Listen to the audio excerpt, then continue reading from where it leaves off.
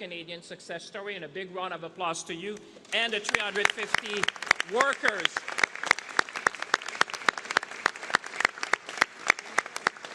You know, you're supplying roofing across the country, and I saw employees who started when you were very young. They told me you were very young when they started, but now you're leading the company, and we're going to support you as we go forward. And when we talk about protecting the Canadian economy, we're talking about people like you, people who are watching at home as well, people who get up every morning, clock in, work hard, and support their families and communities. Le Canada traverse aujourd'hui un conflit commercial que nous n'avons pas choisi, mais auquel nous devons faire face avec détermination et engagement. This is an unprecedented challenge imposed on Canada. But Canada will meet the moment. Canadians will meet the moment. We will meet the moment together. And as the Prime Minister has said, we will support our workers, our businesses, and our industry with whatever it takes for as long as it takes. That is the essence of the message this morning, and that's why we are united with you, and that's why we want to present what we have to offer to Canadians. That's why we'll present the outline of our Canada Strong Responses Plan with targeted countermeasures and a substantive support package for workers and businesses totaling $7.5 billion. Because when Canadians stand together, nothing can stop us. Over the past several months, as you have seen, our government has worked intensely and in good faith to reach a mutually beneficial trade agreement with the United States of America. Minister LeBlanc, our Chief Trade Negotiator, Janice Charette, our negotiating team, and the Prime Minister worked tirelessly on behalf of all Canadians. But ultimately, the terms proposed by the U.S. administration were uneconomic, unfair, and ultimately unacceptable. They asked too much of Canada and offered too little in return. Accepting them would have harmed our workers, people like you see here today, weaken our industries, and compromise principles fundamental to our nation.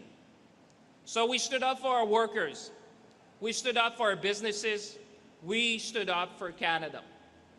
Nous n'avons pas choisi ce conflit commercial, mais lorsque notre intégration économique est utilisée comme levier à exploiter, plutôt que comme fondement d'un partenariat gagnant-gagnant, nous devons nous tenir debout et défendre nos intérêts, défendre nos travailleurs, défendre nos entreprises et défendre notre souveraineté économique. Jamais nous n'accepterons qu'un autre pays nous dicte la voie à suivre. Notre avenir nous appartient en tant que Canadiens. C'est l'essence même d'être maître chez nous. On August 22nd, the United States of America imposed tariffs on 50% on approximately $28 billion in Canadian goods. Those tariffs will have real consequences for Canadian workers, businesses, and communities across our nation. Canada must respond, and today we are, in a proportionate, targeted, and strategic way. Today I'm announcing that Canada will match the United States tariffs dollar for dollar, rate for rate. Effective September 8th, Canada will impose counter tariffs of up to 15, 25, or 50% on $27.6 billion in imports from the United States of America. For each product, our tariff would match the American tariff on the same type of Canadian good. Notre objectif est de protéger les travailleurs, les producteurs et les manufacturiers canadiens, comme on voit ici ce matin, tout en plaçant les produits fabriqués ici dans une meilleure position concurrentielle sur le marché canadien. Un peu l'essence de ce qu'on discutait avec Philippe ce matin, de donner une chance à nos entrepreneurs, nos bâtisseurs canadiens de pouvoir être compétitifs sur le marché canadien. Notre réplique visera notamment des produits dans les secteurs de l'acier et de l'aluminium, des appareils électroménagers, de l'équipement agricole, des pâtes et papiers et de l'électronique. Our existing counter-tariffs, including those on automobiles, will remain in place. Canada's remission framework will also remain available to mitigate unintended consequences for Canadian businesses. Canada's counter-tariffs are designed primarily to provide protection for Canadian industry impacted by U.S. tariffs and allow them to compete against U.S. products in the Canadian market. It's all about fairness, it's all about level playing field, it's all about supporting Canadian workers and Canadian businesses. Il est bon de se rappeler que le plus grand pouvoir que l'on a, tous et toutes, c'est notre propre pouvoir d'achat. Je le disais hier, dans nos épiceries, nos quincailleries, nos entreprises et à tous les ordres de gouvernement, on peut choisir d'acheter canadien et on doit choisir d'acheter canadien. Counter-tariffs are only one part of our response. We must also provide businesses with liquidity and, most importantly, keep Canadians working. My colleagues, Minister Joly, Minister Hajdu, and Minister Solomon will present the new and very substantive measures under their respective programs. And I think workers, families, and communities around the nation will see that we're going to stand by you, as we have always done. As Minister of Finance, I will make changes to the large enterprise tariff loan facility to make it more flexible, more responsive, and better able to support major employers affected by tariffs across the country. And I will work closely with my colleagues, Minister Joly, in making sure that we do that as swiftly and efficiently as possible. In fact, our approach is guided by three principles that we have discussed among ministers, that we are committed: rapidity, simplicity, and agility. Because businesses facing immediate pressure need programs they can actually access quickly and efficiently. That is the feedback we receive. That is the commitment that we're all making to you today. Canada can act because we entered this period from a position of strength. And I want Canadians to have confidence. We have the lowest net debt to GDP ratio in the G7, the second fastest growing economy in the G7, and a AAA credit rating. Et la discipline budgétaire dont nous avons fait preuve nous donne aujourd'hui la capacité d'appuyer les travailleurs et les entreprises aussi longtemps qu'il le faudra. So in conclusion, when the United States of America asked too much and offered too little, we made a choice. We chose Canada. Nous avons choisi de défendre nos travailleurs, nos entreprises, notre culture, nos langues officielles et notre capacité à décider de notre propre avenir. So now, let's continue to build Canada strong because we are the true north, strong and free. Merci tout le monde.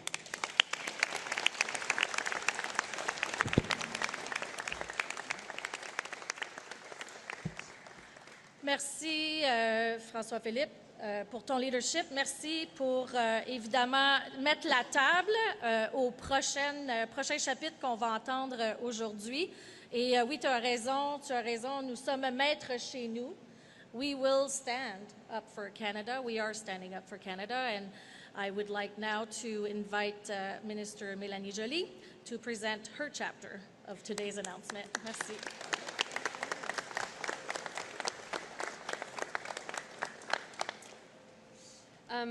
Thank you so much. Merci François-Philippe d'avoir présenté ça. Merci pour ton travail aussi pour justement nous aider à être capable de mettre en place cette réponse au tarif qui est si importante. We live in a much more complicated and dangerous world, and of course we take act of the U.S. decision. But to be frank, we've been on the front lines before, and when tariffs were imposed the first time, Canada acted quickly. We stood up for Canadian workers and businesses, and we supported the industries on the front lines, and we strengthened our economy so that Canada could weather the uncertainty. We were there then, and we are here now. And so I know that many business leaders, small entrepreneurs, workers across the country are anxious right now and concerned. We've been there, and we will be there. We will protect your business. We will protect your jobs. Donc, je sais qu'il y a beaucoup de préoccupations, d'anxiété présentement de la part des petites entreprises, des entrepreneurs qui sont tout à coup affectés par les nouveaux tarifs annoncés par le président Trump.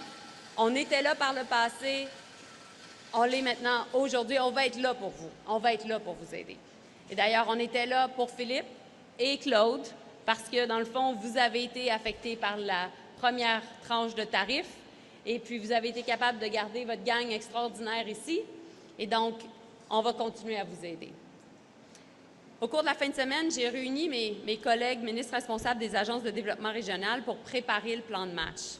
Et j'ai donc travaillé avec Evan, j'ai travaillé avec Patty et plusieurs autres de mes collègues. J'ai également été en contact avec certains de mes homologues provinciaux, notamment j'ai eu de longues conversations avec Bernard Drinville, le ministre de l'Économie du Québec.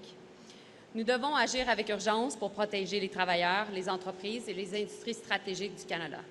I will be heading later today to Alberta, to British Columbia and Ontario to meet with business leaders and workers directly affected by these tariffs, hear what they need from government, and make sure that our support is reaching those who need it the most. We will be agile and flexible, and we will continue to adapt as we go. We will not accept a bad deal that asks too much of Canada and offers too little in return. And of course, as François-Philippe just announced, we will respond to the U.S. tariffs dollar for dollar. My job in the context of this crisis is to present the support measures for industries affected by these tariffs. And so our government is introducing a $7.5 billion package of new enhanced measures. So this package includes a lot of support through different agencies. So if you're a small business right now, you have to contact either your regional development agency or the BDC, which you're potentially already working with. Small businesses, through the regional development agencies, will have access to $3 million of non-repayable loans, so basically grants for $3 million, and up to $2 million of interest-free loans. And the businesses that will be able to have access are around those that will have $1 million in revenues. That entire support through the regional development agencies, that may be ACOA in Atlantic Canada, DEC in Quebec, FedDev in Ontario, which Evan is in charge of, FedNor in Northern Ontario, which Patty is in charge of, Prairie Scan, which our colleague Eleanor is in charge of, and Pacifican also in BC, which Gregor Robertson is in charge of, and Canor, which our colleague Rebecca Chartrand is in charge of, will all be ready to help you.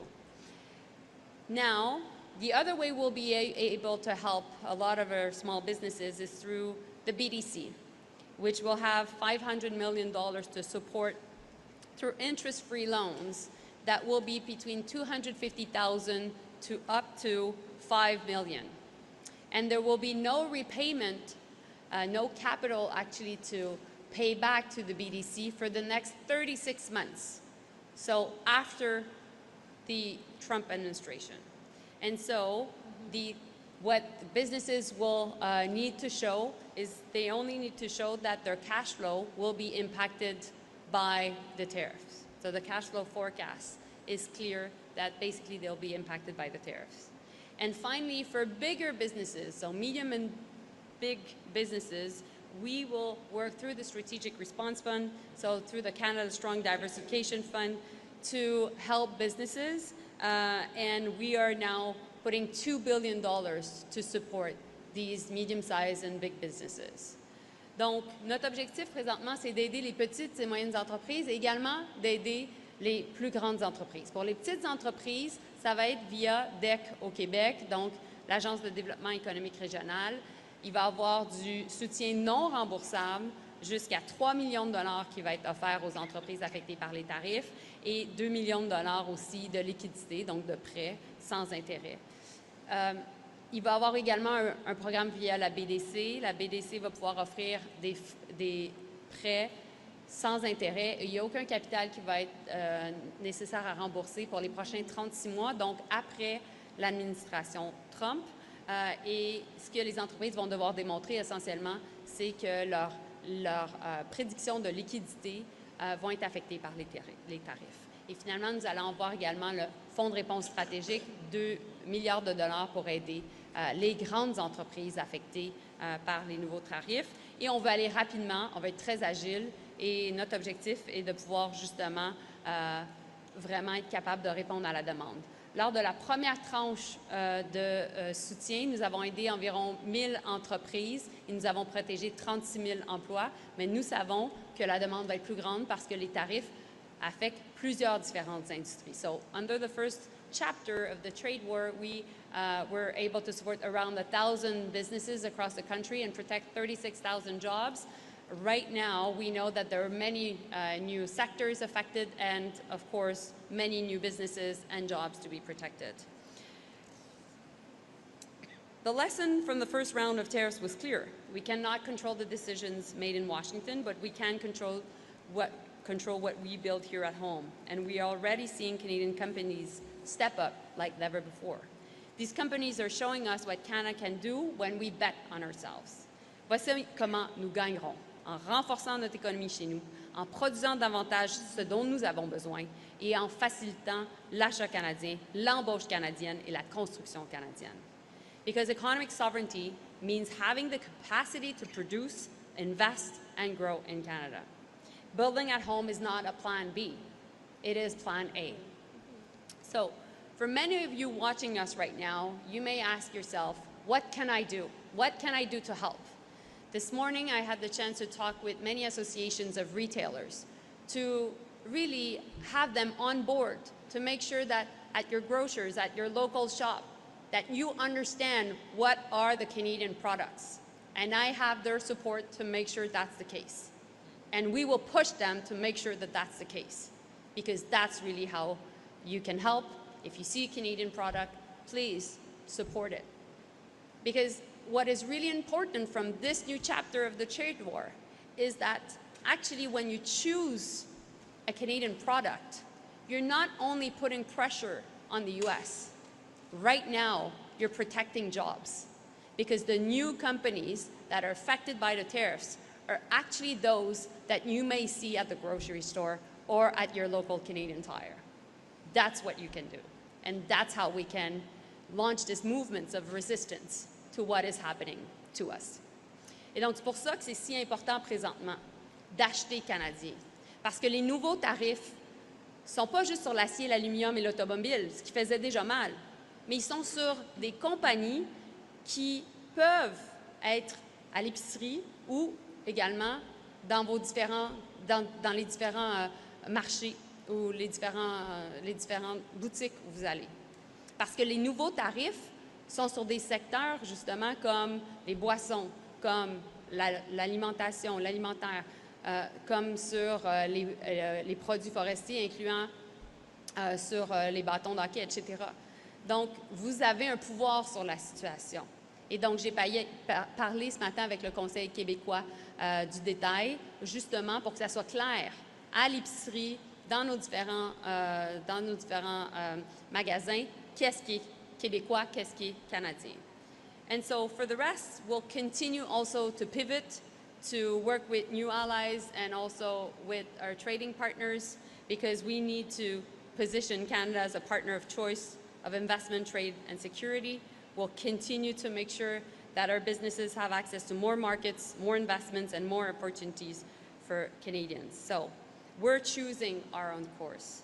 We cannot wait for Washington to decide our future. We're strengthening our economy and building a more sovereign Canada. Merci beaucoup. Merci, merci. Merci, merci.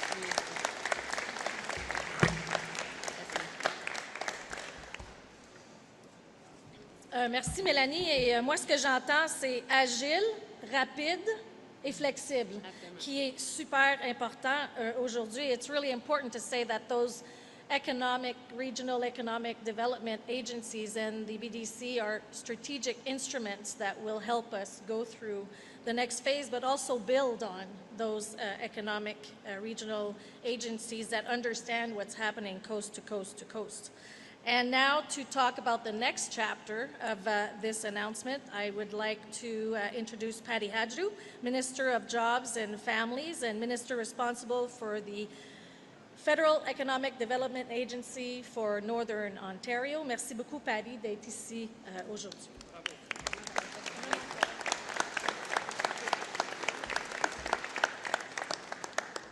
I'm going to use the water. Yeah, that's a good idea. Can I take it? Yeah, thanks. Merci Philippe et toute l'équipe chez Ideal. Votre travail, vos efforts, c'est très important pour toute l'économie et aussi pour les employés que vous avez maintenant. I'm really pleased to be here at Ideal, and I also want to acknowledge that this is a unionized shop and, in fact, represented by the United Steelworkers, and Kevon Stewart is here somewhere, and his team. Thank you so much for being a strong partner in this work. And there are many other union representatives here today. I'm not going to list you all, but it's important that you're here because what you do is fight for good quality jobs every single day. And what you also know is that the success of your members, the success of the workers that you represent is dependent on the success of the business. And these two things are intertwined. As the Minister of Labor, I can tell you I've seen that dance, and it's an important dance. But it's very important that everyone remembers that in order for workers to succeed, companies have to succeed. And these two things fit together. And so I'm really happy that you're here today representing the workers from across the country that are building Canada Strong, that are doing big things across this country, that are actually the backbone of a very important plank of how we are going to not just withstand these tariffs, but grow through them and actually be the masters of our own destiny, as the Prime Minister says. In fact, I was with the operating engineers just yesterday in Kananaskis, and we got a greeting from the president of the International Union of Operating Engineers. And the president, President Downey, said, not only are they supportive of what Canada is doing, but they're supportive particularly of the Liberal government and of Mark Carney in stepping up for workers all across this country. And they sent a message, which is don't give up, which is to continue to fight for your economy, for your sovereignty, and build the big things that are actually going to drive us forward. And so I just want to once again thank the union members because you've been with us since the beginning. You've been side by side as we announced the Major Projects Office, as we talked about Build Canada Strong, as we've developed the number of different supports that are going into creating the ports, the roadways, They're supporting all the things. You're building all the things. And it's not the first time, by the way, as Melanie and Francois Philippe have talked about, that we've faced these unjust tariffs and economic attacks. In fact, I'm from Northern Ontario, and I can tell you that we've seen this in softwood lumber and in pulp and paper over many, many years. And so this is an experience that workers are familiar with, and it's why there's so much worry and anxiety across Canada, because people have felt the impact of these things before. Yes, not on the same scale, at the same speed that we've seen, but certainly in pockets of industry that have faced unjust tariffs, faced economic warfare, and that has a direct impact on livelihoods, on families, and indeed deeply on communities. Employers, just like Ideal here, have worked tirelessly. You've just heard 100 years, 4 generations of work to build up businesses that our communities actually count on to drive the economy of local communities as well. And now they are facing uncertain paths forward. And so all of that worry and anxiety makes it really difficult to plan for the future. It has an effect of sort of freezing people in place. Should I make that investment? Should I buy that new house? Should I take that vacation? Should I add on to my business? Should I add a product line? And that is the challenge, is it can freeze our economy, it can freeze the ambition of our businesses, and it can freeze the autonomy of our individual Canadians. And that's why we're here today, because we're going to make sure that doesn't happen. Together, we're going to put into place these measures, we're going to build on measures to make sure that people have the confidence to take the steps they need to grow their business, to get those new skills, to be ambitious in their own personal lives and the business life that they're involved in. And this growth is actually dependent deeply on a skilled and talented source of labor. And that's why we've acted so urgently as we've seen these tariffs Canadians have been supported and trained through the new workforce tariff response agreement with provinces and territories. All of them have signed now. And this is an additional investment of $570 million. It's helping 66,000 tariff-affected workers upskill or retrain as the market demands evolve. And as the unjust tariffs began to hit, the federal government introduced a number of temporary worker support measures that would provide that income stability for affected workers. And this support has helped thousands of Canadians who face job losses or slowdowns. To help employers keep their workers, even when business was slow, we made the work sharing program easier to access. Keeping skilled workers during slow times means that businesses can retain the talent, and it helps workers weather tough times for their employers. In 2025, our measures have averted about 25,000 layoffs. We also introduced the Worker Retention Grant, which helps provide employers a top-up pay to their workers, which helps them maintain closer to normal income levels as they take that training during non-worker time. You can see what we're trying to do is make sure that when a company has that time to pivot to new products, to new markets, to new processes, they don't lose all the talent that they spent years developing. It can be another hit to a business's growth if they can't keep that talent in place. We also improved Job Bank, adding training finders to make it easier to find training programs that meet the needs of workers and businesses. And for those workers who lost their jobs entirely, we introduced significant temporary measures to the EI program so that workers could get EI benefits efficiently, and those measures have helped. But the imposition of new tariffs means that additional threats to our workers, businesses, and communities are significant, and we need to continue to do more. Tout accord qui limite notre souveraineté, compromet notre autonomie, sape notre culture et notre langue, affaiblit nos secteurs clés ou nous empêche de développer nos relations commerciales n'est pas un bon accord. So we will double down to ensure workers and businesses can weather this storm. Canada will invest an additional $3.5 billion over 4 years to provide the stability that our economy and our people need during this time. So for workers, we'll extend those 3 EI temporary measures already in place by up to 1 year. The 1-week EI waiting period will continue to be waived so that claimants can receive benefits the minute they lose their job. Workers will continue to be able to access EI benefits immediately without exhausting any severance pay. That's vacation pay, any time accrued, so that support starts quickly and all severance money stays with the worker. 20 additional weeks of regular benefits will continue to be available for long-tenured workers so that workers who need more time to find new employment have the access to additional weeks of income support. And the best news for workers is when they stay in their workplace, even during slower times, it's good news for their employers. So we're going to enhance the worker retention and retraining program to go even further than the existing measures to help employers keep their workers even in periods of reduced operations. Employers will be able to reduce employees' work schedules to as little as 2 days per week, while workers receive EI benefits to help replace a portion of their lost earnings on days not worked.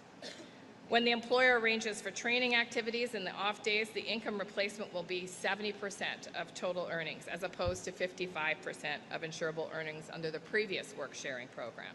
And the program will include a new $1,000 training dollar bonus per employee, and this will be delivered with regional development agencies so that those small and medium-sized enterprises can get the help that they need very quickly. And we'll make it easier for employers to access the program by reducing red tape and administration burdens. These new supports are designed to be strong and flexible, and they're built on what we heard from industry through the first round of work-sharing programs. And I want to thank everyone, including Forest Products of Canada, who I spoke with last night, about how to make this program actually fly for employers. This is about keeping that talent in place, giving workers the support they need so they can focus on supporting their employer to grow new products and to grow new markets. For workers, it's also a sign that we know a job is more than a paycheck. It's a purpose. It's a career. And the more people that can keep their jobs, their current jobs, the healthier and more productive our communities remain. But for those that lose their jobs, even with those supports for employers, we're going to make it even easier to get employment insurance. We're going to amend the reasons for separation rule, which ends and will end the penalization of access to EI benefits for workers who recently chose to change jobs.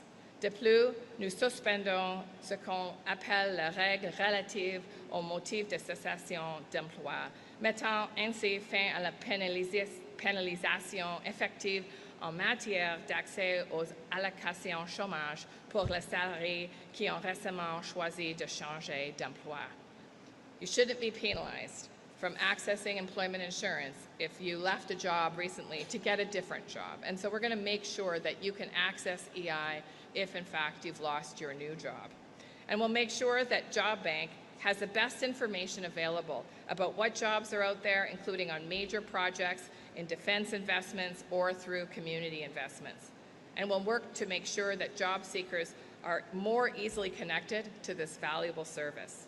So you can see from the package of measures that Melanie and François-Philippe and I have spoken about today that we're not taking these attacks on our economy lying down, because Canadians are fighters who stand up for their businesses and for their families and for their communities. And so we're making sure that the tools that we need to pivot to new markets, to change products or services and come out stronger than ever are there now and for as long as it takes to weather this storm. Because Canadians know how to navigate storms. They know, just like unions, that by standing up together, sticking up for each other, and finding new paths, we actually can get through anything. And these measures today will serve as the tools for the next part of our fight to build Canada strong. Thank you very much. Very good.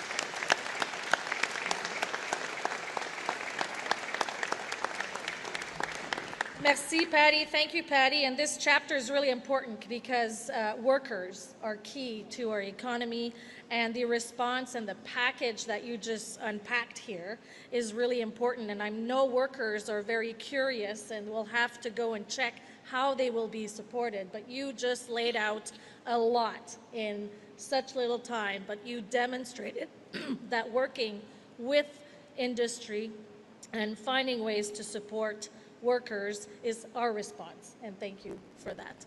Alors maintenant, pour pouvoir entendre un peu plus ce qui se passe via, entre autres, le soutien d'une agence économique régionale, je vais inviter le ministre Evan Solomon, Minister of Artificial Intelligence, Digital Innovation, and also Minister responsible for the Federal Economic Development Agency of Southern Ontario, to come and share his chapter on today's announcement.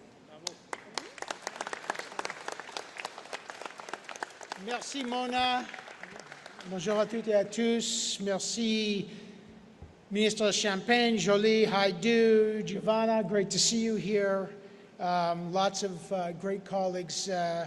Et merci à Claude et Philippe et à toute l'équipe ici d'Ideal Roofing de nous accueillir aujourd'hui. Quelle entreprise formidable ici, une vraie championne canadienne franco-ontarienne. C'est vraiment une grande compagnie merveilleuse. Thank you.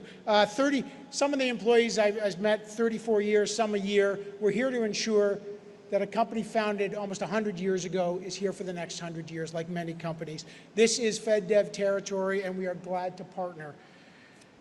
Look, as my colleagues have said today, the message today is about protecting workers. Incredible men and women behind us right now, businesses, and building a more resilient country. We didn't ask for this trade conflict, but we're ready for it. As the Prime Minister said, we're always ready to make a good deal, but we won't sign a bad deal. We won't now, we won't ever. Prime Minister said that we're already giving ourselves more than anyone can take away, and we are just getting started. We have a plan, and you heard the outlines of it today, to protect our workers and to build this country stronger. So that's the message today. We're not going to bend. We're not going to break. We're going to build. And that's what we're doing. We're going to make sure Canadian workers, Canadian businesses keep building. And that's why we're here today. And that's what we've been doing since we were elected as the new government. And as the minister responsible for federal economic development here in Southern Ontario, every day I get to talk to businesses, and I travel the province to meet entrepreneurs and manufacturers and workers who are building this country strong. And I speak to owners who, in this context, want to protect their workers and their communities. And I just want to welcome, as Patty did, our partners in this. The people you see in front of us are our partners, and I want to thank them. The automakers, the trade unions, Chamber of Commerce, steel workers, Carpenters Regional Council. Thank you.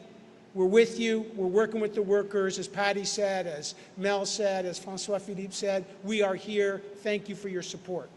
And whether it's in Windsor or Waterloo or Vaughan or Hamilton or London or in Ottawa, Toronto, or right here at Ideal Roofing, we see the same thing from our workers and our businesses. Canadians want to adapt, they want to innovate, and they want to build. I was in Lindsay and Peterborough last week. I was at Mariposa Dairy, over 200 people. Like Ideal Roofing, family started, family run, pillar of the community there.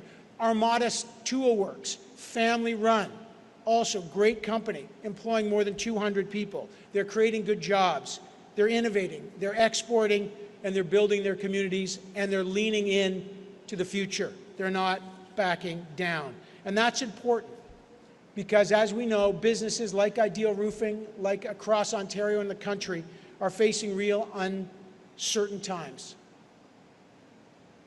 But the businesses like Ideal Roofing, Canadian businesses, aren't standing still. They're focused on what comes next. And that's what today is all about. Our response is about investing in Canadians, in builders and innovators and businesses that will make the country more resilient and stronger as we emerge from this crisis. And that's why our government is investing another $1.5 billion through the Regional Tariff Response Initiative, delivered through our regional development agencies to help small, medium-sized businesses. We say that, but these are communities. These are people. These are moms and dads who are coaching hockey. Make sure they have those jobs, manage the tariff-related pressures, and continue investing in the future. And they're partners. And I always say that the regional development agencies are like the forward operating base of the federal government. They are close to the ground. They work incredibly closely with businesses. They know the communities. They know the chambers of commerce. They know the leaders. They know the ground up. And that's why they are such a critical part of our response. When uncertainty hits, relationships matter, and we know that businesses need more than words of encouragement. They need investment, they need partnerships, and they need confidence, and that's what the plan that the finance minister, industry minister, ESDC for Patty, that's what we've outlined today. And let me just say that Ideal Roofing is maybe the best example. Depuis presque d'un siècle ici, Ideal Roofing contribue à bâtir la collectivité canadienne à l'économie de notre pays. Founded right here in Ottawa, 1929. Tough year. The company now employs 350 people. As you see, manufactures metal roofing and siding, steel built here in Canada, supporting Canadian to build houses across this country, and that's what we're doing as a government. And like so many manufacturers, Ideal Roofing's felt the impact of tariffs, the trade uncertainty. They export. We got the best businesses in the world here. We're exporting around the world. We want to continue that.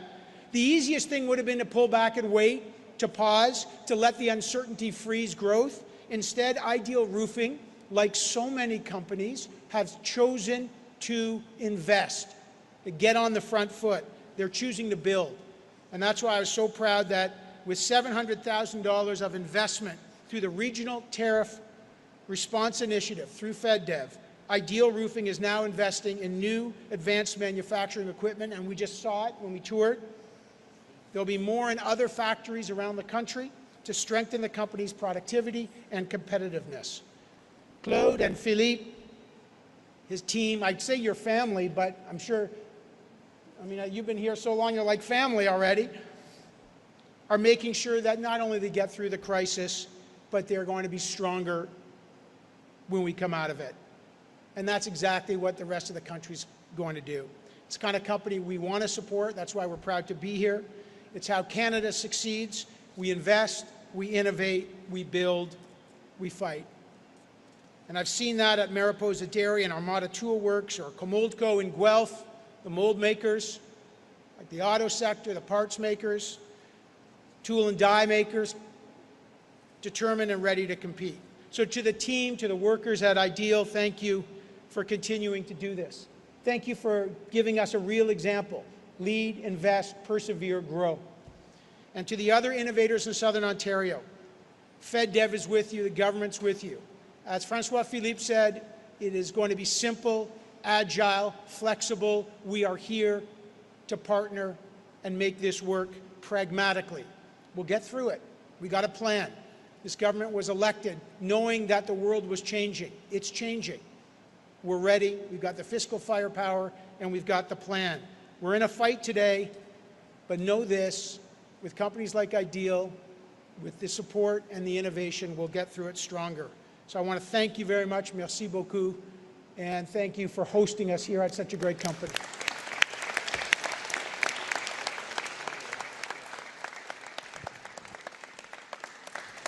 Merci, Evan. Thank you, Evan, for sharing this important message in this, let's say, final chapter of this announcement, but I'm sure other chapters will come up as we go. I do want to say one thing.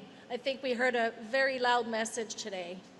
Today, we buy Canadian. On achète canadien. Ça va être important de soutenir nos entreprises, nos travailleurs, nos familles. Et je vous invite à aller faire un geste concret aujourd'hui quand vous allez acheter votre prochain produit. Il faut qu'il soit canadien. Let's make it Canadian. Alors, sur ce, je vais... I can see the media ready to go to the next chapter of question and answers. Je vais demander à Audrey d'animer la session de questions-réponses avec les médias. Merci. Nous allons maintenant passer à la période de questions pour les 25 prochaines minutes. Veuillez mentionner votre nom, votre média et préciser à qui s'adresse votre question. Ce sera une question et une question de suivi. We'll now move to question for the next 25 minutes. Please state your name, your media, and who the question is for. It will be one question and one follow-up. Yeah, hi, Ministers. Ryan Tumulty, Toronto Star. I hope you'll stick around for many questions from my colleagues today. As always. But to start with, today you are bringing in retaliatory tariffs. You are not bringing in any export levies on Canadian energy or Canadian potash, two areas that are critical to the U.S. economy. I'm wondering why you're not using those levers now, and if you might use them in the future. Well, let me start. We have always said from the get-go that we would be strategic, proportionate, and that we would respond in a way that serves Canada's best interest. What you see today is a number of tariffs, and we have been consulting broadly. I think you heard that from Minister Joly as well, and we have done that for a long time. You know, sadly, we have been in this trade conflict for quite some time, so we know the products that needs to be tariffed. We have been consulting, for example, with the steel industry. We've been consulting with Alu Québec. We have been consulting with manufacturers across the nation. And what is different, and what you have heard today, is that the new tariff imposed by the U.S. administration is going to be disproportionately affecting small and medium-sized businesses. That's why we're here today, and that's why we have decided to put I would say, a very substantial support package. We're talking about $7.5 billion to support workers and to support industry. But you have to get back to first principle. This is about protecting a Canadian industry impacted by U.S. tariff, and I've said it yesterday, this is about the level playing field. We want to make sure that companies like the one we're here this morning can be selling and be competitive in the Canadian market. That's what's driving our response today. That's what's going to drive our response for the days and the weeks and the months ahead. Can I add? Sure. I think when we're looking at, first, the Prime Minister has said that everything was on the table yesterday, and at the same time, this is, we think for now, the most strategic approach. Because when we're looking at the counter tariffs, we're looking first at protecting the businesses that are affected here, because if they were exporting to the U.S., we need to make sure that the competitors don't have access to the Canadian market in a better way than their own, products. And that's why the retailers need to show that the product is from Canada. For a second, we're also targeting products that will target states in the US. And so we're being wise and strategic to put political pressure. And that's why we think it's the right thing to do right now. And that's why I think François Philippe's approach is just the perfect one for now. Follow-up?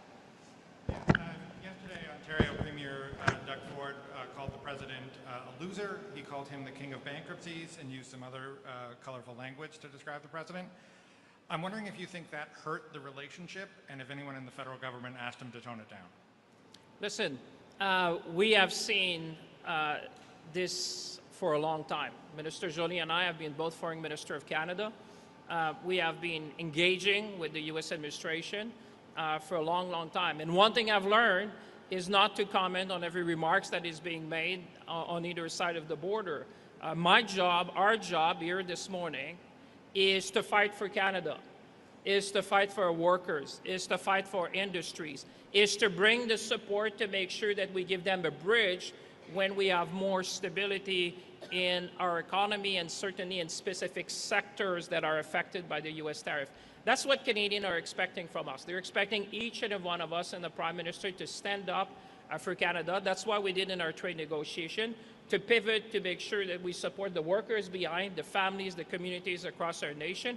And at the same time, and I think that's been mentioned by my colleague, Plan A has always been to build Canada, to remove interprovincial trade barrier, to make sure that we diversify. I'm going to be hosting the Finance Minister of India just tomorrow, 5th largest economy in the world, 1.4 billion people that want to trade with Canada, and at the same time to make sure that we do big things in this country. This country is a nation that does big things. Just think about Churchill Falls we did recently. That's another James Bay. You know, a whole generation of people have dreamed about that.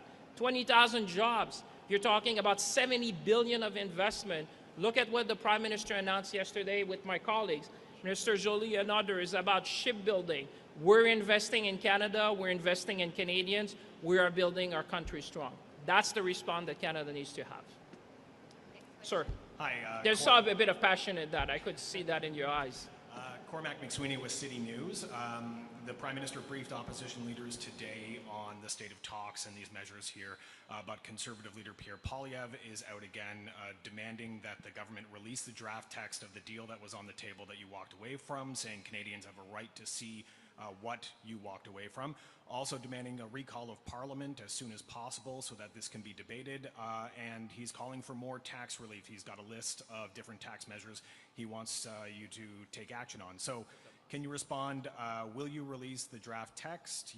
Why or why not? Will you recall Parliament? Why or why not? And could there be more tax relief on the way? That's a very smart way. You have 3 questions in one. I'm just looking at your colleagues. They're learning. The first thing, listen, this is probably the most publicly advertised, negotiation of a trade agreement I could recall. You know, you've seen a number of media briefings. Minister LeBlanc has been out there with Janice Charette, our trade negotiator, briefing journalists, briefing Canadians at every step of the way, the Prime Minister as well. I can remember one trade negotiation which got more coverage than the one we're going through now. So in terms of transparency, I think Canadians have been able to follow that even on a daily basis. When it comes to recalling Parliament, listen, our job is to do the important work that Canadians elected us to do, is to put the measures in place, make sure we consult. We're consulting broadly with Canadians. I had the finance minister's meeting yesterday. The Prime Minister talked to the Premier, Minister Joly, Minister Salmon, Mr. Aidu. We're crisscrossing the country, engaging. You saw the union leaders in front of us. We are talking to every Canadian, every stakeholders, because this is our moment. This is a moment to stand up, and we're willing to listen to whomever may have ideas in the opposition to say, how can we perfect what we're putting forward? This is a Team Canada moment. And the last thing in terms of tax measure, listen, we already have probably the most competitive set of measures in the G7. But we're always looking at ways to support workers, to support businesses, especially small and medium-sized businesses, as we're looking at this particular period. I was talking to the Confederation of small businesses. We've been talking to Chamber of Commerce across the country as we're doing pre-budget consultation, and I can assure you that the voice of businesses, the voice of workers, the voice of small businesses in particular is well heard, and I can assure you that Canada will remain the most competitive country in the G7 for making investments. Okay. Madame Joly? Oh, Patty. Yeah, Patty and Well, thanks for the question. And if the Conservative Party and the leader of the Conservative Party want to be helpful, they could stop voting against things like the Spring Economic Update that had $6 billion of investment for skilled trades training in this country. You know, there are pockets of this country that really need skilled trades workers. I'm looking at these unions who come to me on a regular basis saying, we'd love to have more members. We'd love to be able to have the capacity to get more members through their Red Seal. And so we listened, and $6 billion in the Spring Economic Update is dedicated to attracting people to the trades, making sure they finish their Red Seal, and helping employers hire those apprentices to actually ensure we have the talent and the labor we need to build major projects, to build community infrastructure, to ensure that there's machinists and all kinds of folks in the manufacturing sector that are ready and able to do the work that many companies are still looking for the talent to do. And so what I would just say is there's work to be done, and we would hope that there's less obstruction in the way that we're actually really pulling together with employers, with unions, and indeed with tradespeople and workers of all kinds to make sure that we have the talent we need for the challenge at hand.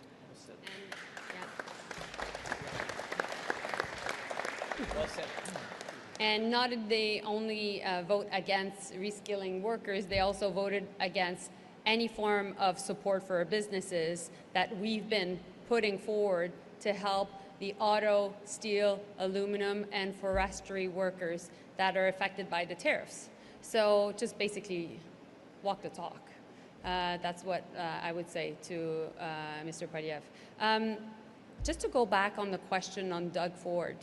Of course, we all know that Premier Ford is a very colorful person. I have a really good relationship with him. I must say that the auto sector is a key consideration for this government. Of course, and the steel sector, both are very much present in Ontario. I've been in contact with the president of Ford Canada, the president of Honda Canada, and the president of Toyota Canada, following the threats of 50% of tariffs against auto. And so, of course, we'll fight back. And of course, emotions are high. But while this is all happening, we'll be smart, and we'll be strategic, and we'll fight for every of these jobs. Thank you. Merci. And then as a follow-up, it sounds like a no to releasing the text. I'll let you correct me if I'm wrong in that, but I want to ask about Keystone XL pipeline. You were not at the table for the negotiations, but you guys have been briefed on the negotiations. Can you confirm whether or not Keystone XL was a part of the deal? Was it used by Canada as a bargaining chip? And then also, what was the proposal on the table? Because was it anything beyond the Prairie Connector and the Bridger pipelines that we've already seen moving on both sides of the border? Yeah, now that's 4 questions in 2, but listen, what I can say, and I will defer to Minister LeBlanc, our chief trade negotiator, to tell you specifically what was said on the table. But suffice to say that what we're doing is going back to Plan A. Plan A has always been to build our natural resources. Plan A has always been to build our critical minerals. Plan A has always been to increase our infrastructure. Plan A has always been to diversify our trade.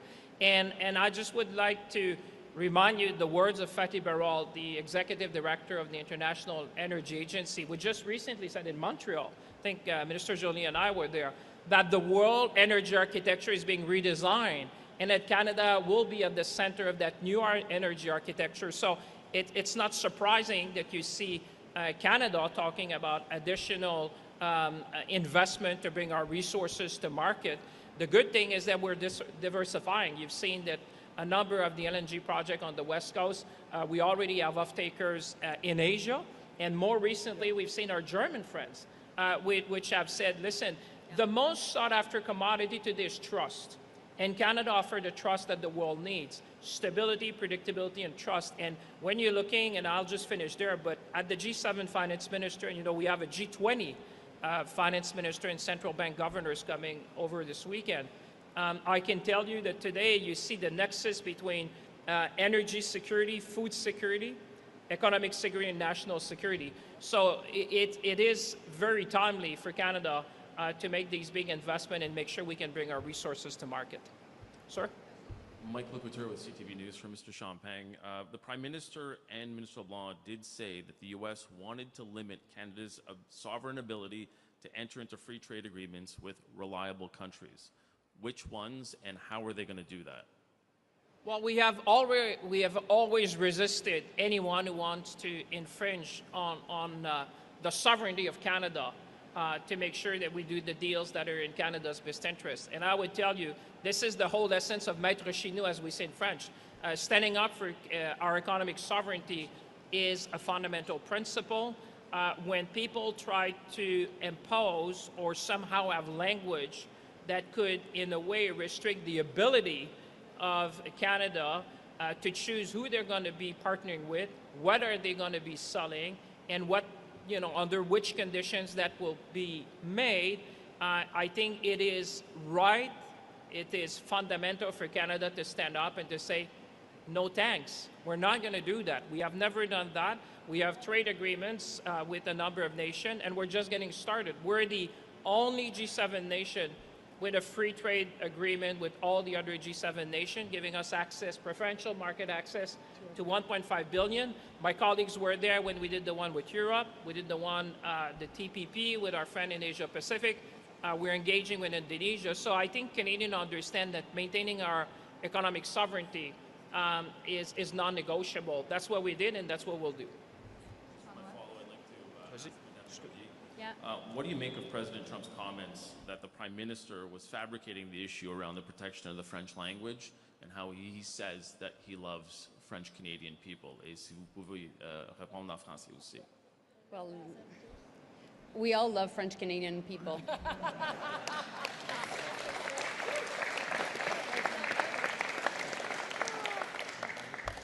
I'm in love with one too, The question is not about love. The question is about sovereignty and what we stand for in this country. We're a country that believes in having two official languages. And that's part of why we decided decades ago, years ago, more than 150 years ago, to make this important alliance between English and French people. And, we eventually also have a lot of reconciliation work to do. But that was at the core of the creation of our country.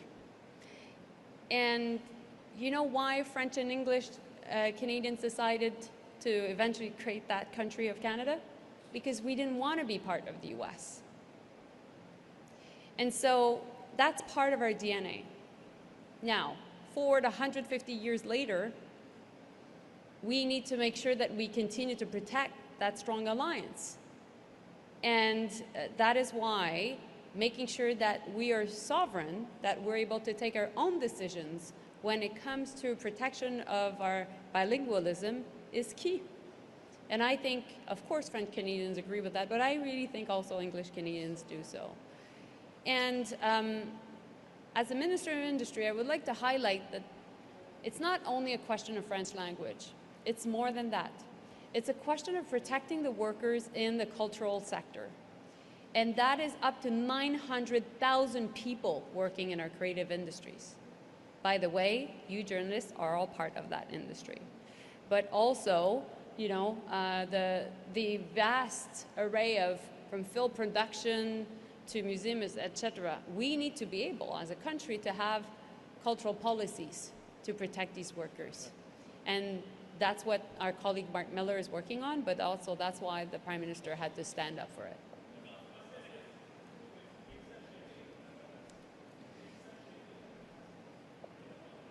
Bien, premièrement, juste pour répondre à la question en français, on aime les Canadiens français, on aime les Québécois. C'est pas une question d'amour, c'est fondamentalement une question de souveraineté. D'être capable d'avoir un pays qui est capable de protéger sa culture et son fait français. Donc, je n'irai pas dans les détails des négociations. Mon rôle dans le contexte des négociations était, via mon ministère, de fournir toute l'information aux négociateurs sur l'impact des tarifs et l'impact potentiellement de l'entente. Mais ce que je peux vous dire, par contre, c'est que tous les pays au monde qui se respectent ont des protections sur leur culture, ont des formes de politique culturelle. Et dans le contexte des négociations avec l'Europe, l'Europe n'a jamais laissé aller sa souveraineté culturelle, sa souveraineté numérique. Et donc, c'est important aussi que nous, on le fasse. Et on va continuer à le faire. Tout à fait. Good morning, Ashley Brooks, CBC News. Minister Jolie, this morning, President Trump said that since he doesn't expect to do much business with Ontario anymore, that he is seriously considering renaming Lake Ontario the Lake America. Where do you think his head is at, and is there anything you can do to stop that? Sorry, I didn't hear the last part, sorry. Is there the question part? Just before. You said... President Trump said he's seriously considering renaming Lake Ontario, Lake America. Okay, sorry. Is there anything you can do to stop that, and where do you think his head is at? We'll always call it Lake Ontario. Period. We're proud of our Great Lakes. We've navigated the, St. Lawrence River, the Great Lakes, for thousands of years. And it was part of a foundation of our country. And we'll just stand up for what we have. And meanwhile, I really think that while all these shenanigans are happening, we'll just be smart. And we'll be strategic, and we'll fight back.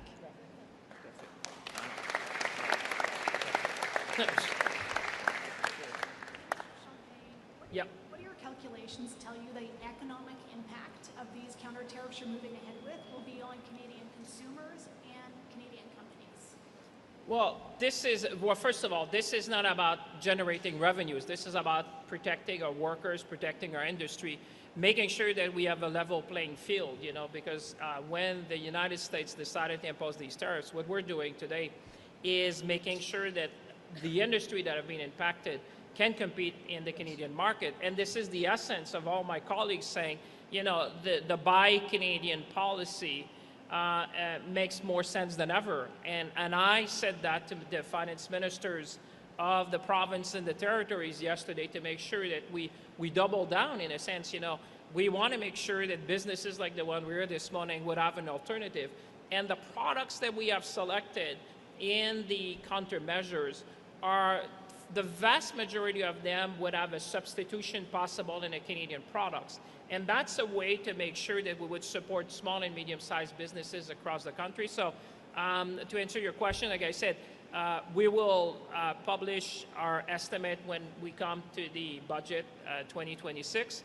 But for the time being, I would say with the measures we're putting forward, this is really about supporting Canada, supporting worker communities and businesses. That's what is driving the $7.5 billion. This is all about mettre chez nous, as we say in French, making sure that we support the people for as long as it takes with what it takes so that we can cross that bridge to days where we won't have to deal with these tariffs. I'm really sorry, we will take one last question in French, please. No, come on. Mackenzie Gray with Global News. My question's for Melanie Joly. You just said we're also targeting products that will target states in the U.S. Can you outline what products are being targeted and what states are being targeted? So François Philippe has that list. It includes, how do you say, appliances. It includes food products and beverages, etc. But we can highlight you exactly with the vast list. The list is, quite consistent. But I'm just trying to figure out, because we heard from the Prime Minister and a few folks up here have said that the goal of these counter tariffs are to defend Canadian industry. You're the only one that said that there's some attack in this. So is the point of these tariffs to try and attack and make Americans feel the pain in Republican states? Because that was the tactic that the Trudeau government took when they brought in the original counter tariffs. We've been always clear. The first one was to protect our workers, to protect our markets. For example, big part of the counter tariffs are about making sure that the steel tariffs that were at 25% are at 50% because, our steel is at 50%. So that's an example. But of course, we've always been clear that we need to put pressure. And that is actually the reason why there are counter tariffs.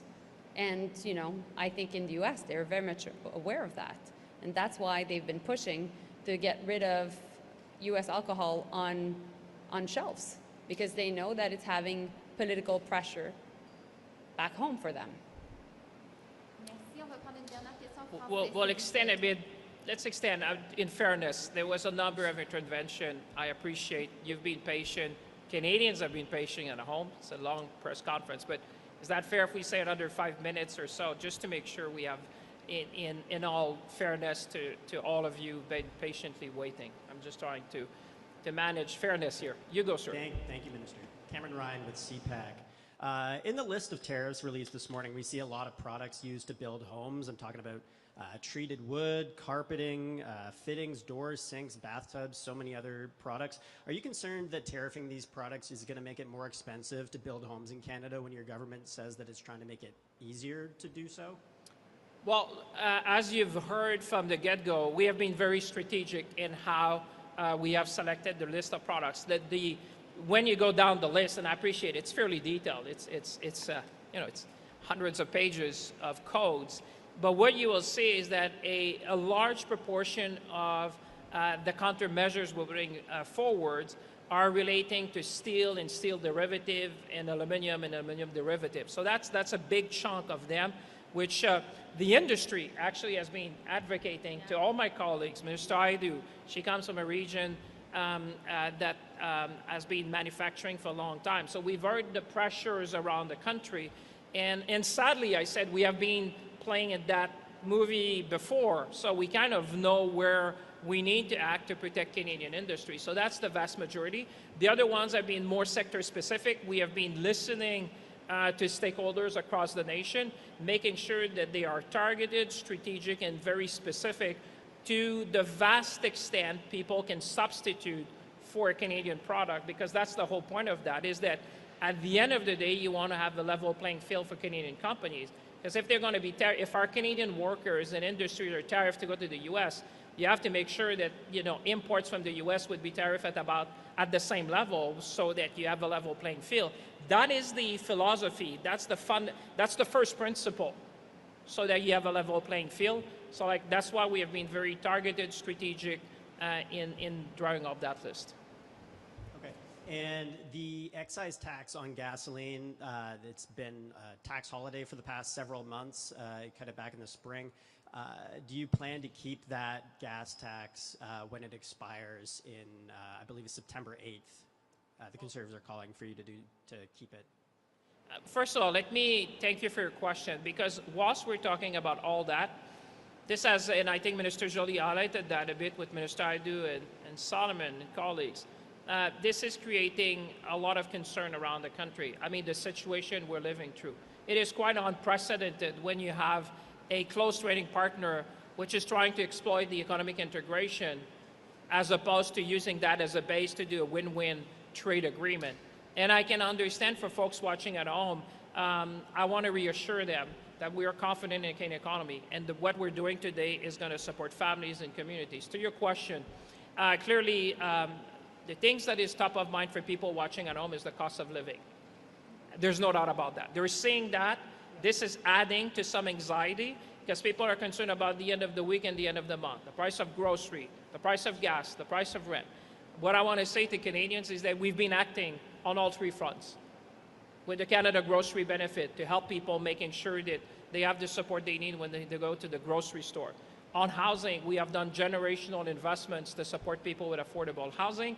And when it came to gas, we suspended the excise fuel tax, the federal excise fuel tax. And so the Prime Minister and I are always listening. We understand cost of living is, if you look at the polls, you would say that Canadians, that's top of mind to everyone.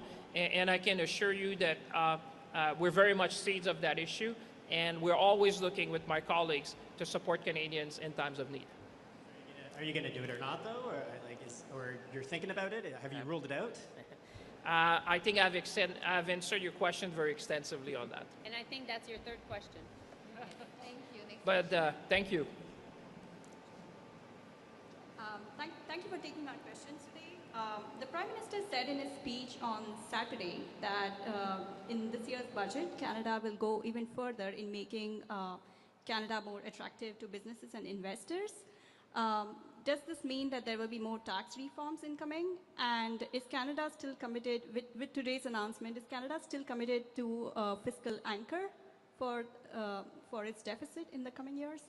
Oh, yeah, we're committed. Listen, what I said to Canadians in the sense, the good thing is that because of the fiscal discipline that we have shown, the Prime Minister, my colleagues, and I, with lower expenses and we have higher revenues, if you've seen, we entered this period in a position of strength.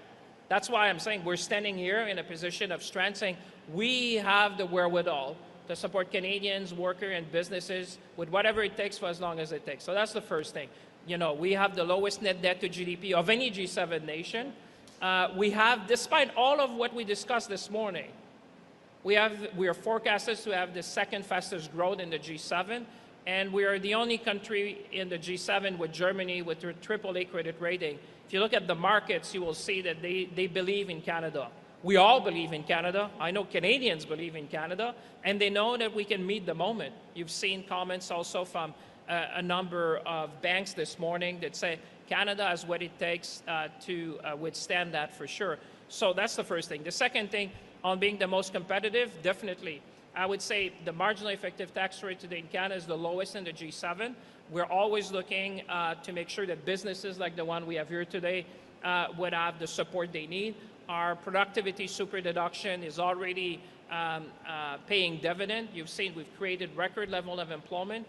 I would say that's why now what we're doing today, that's on the macro level with my colleagues, is that we're going to support people where they are, because we know that this is going to affect, small businesses in particular. That's why we're here today. This is a small business.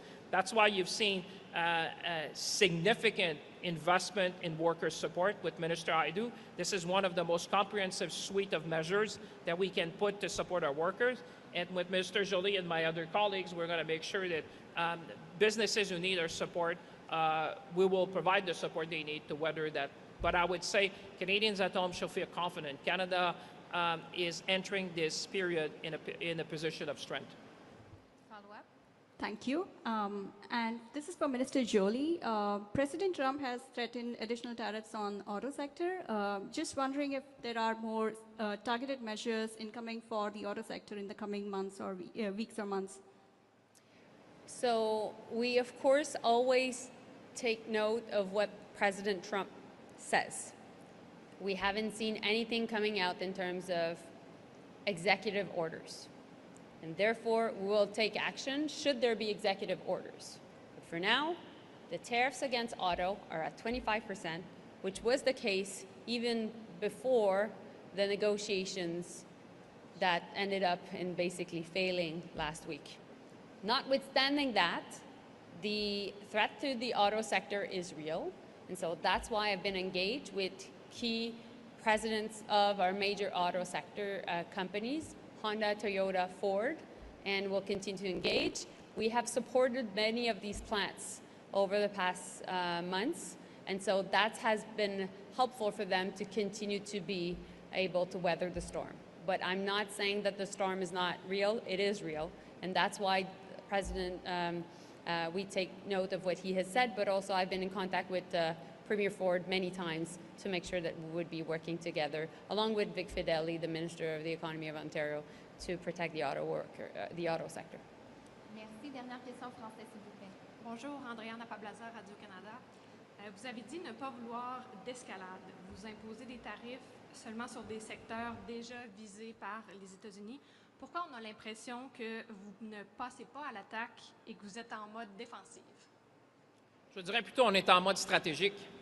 La réponse stratégique, c'est de faire ce qu'on fait ce matin, c'est d'aller sur notre plan A.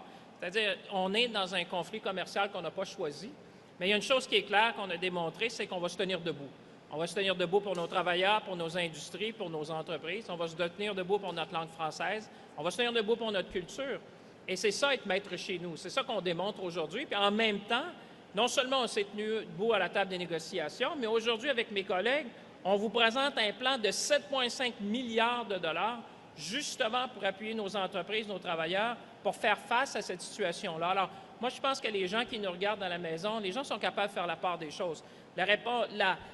Vous savez, dans un conflit comme celui-là, il faut être stratégique, il faut être mesuré, il faut être sérieux dans la réponse. Et je pense que ce matin, ce qu'on vous présente, c'est une réponse qui est responsable, sérieuse et stratégique pour faire face à la situation comme elle est aujourd'hui, la ministre Joly le disait, écoutez, les choses peuvent évoluer. Hein? On l'a vu, vous savez, on vit dans un moment où il y a énormément de volatilité, de complexité. Et ce moment, ce qu'on essaye de ramener pour nos entreprises, c'est du soutien. C'est-à-dire, on va être avec là, dans cette période-là. Il y a beaucoup de choses qui arrivent en même temps, mais on est là avec vous. On l'a été déjà, parce qu'il faut savoir que ce qu'on annonce ce matin, le 7,5 milliards d'investissements qu'on va faire, de soutien, ça s'ajoute aux 25 milliards qu'on a déjà mis en place dans les 18 derniers mois. Donc, on a déjà été au rendez-vous. Et là, ce qu'on fait avec la ministre Joly, la ministre Nadeau, c'est qu'on bonifie un nombre de programmes, justement, pour être sûr que ça soit simple, que ça soit flexible et que ça soit accessible aux entreprises chez nous. Est-ce que je peux juste rajouter une question? Je pense que on est en guerre tarifaire, on a des lignes de front, puis on les défend. Mais l'autre analogie qu'on pourrait prendre, c'est que on joue aux cartes. On sait qu'on a plein de bonnes cartes dans notre jeu, mais on n'est pas prêt à les utiliser tout le temps lors de la première main. Il faut être intelligent. C'est ce qu'on fait. Avez-vous évalué l'impact que vos contre-tarifs vont avoir sur les ménages canadiens? Et si oui, est-ce que ça se compte en millions ou en milliards? Écoutez, on est dans les débuts de cette nouvelle ère tarifaire, c'est-à-dire l'augmentation des tarifs qu'on a vus. C'est pour ça qu'aujourd'hui, on répond de façon très importante. Les économistes vont faire leur analyse, évidemment, mais ce qu'on présente aujourd'hui, c'est un plan de soutien pour les travailleurs, pour les entreprises, pour les industries, qui vont nous permettre justement, dans la grande majorité des cas, c'est pour ça qu'on a mis beaucoup d'emphase sur l'achat canadien, de substituer des produits d'importation pour des produits canadiens. Alors, je vous dirais qu'il est un peu prématuré de juger de l'impact économique de tout ça maintenant, parce qu'il va y avoir un facteur de substitution, c'est-à-dire que des gens qui importaient des produits des États-Unis vont choisir des entreprises canadiennes, des entrepreneurs canadiennes. Et évidemment, quand on arrive à substituer ça, bien, en plus du programme qu'on vient de mettre en place, moi, je vous dirais, vous avez vu les commentaires des grandes banques ce matin, certaines d'entre elles disaient, écoutez, le Canada est bien placé. Et comme je le disais, on est dans une position de force parce qu'on a été des gestionnaires responsables et prudents. Le cadre fiscal du Canada est le meilleur des pays du G7, donc on peut faire face à cette situation-là. Et c'est pour ça qu'aujourd'hui, on se tient debout pour nos travailleurs, pour l'industrie, pour le pays. Et c'est exactement ce que les Canadiens s'attendent de nous. Merci tout le monde. Bonne journée. Merci. Merci.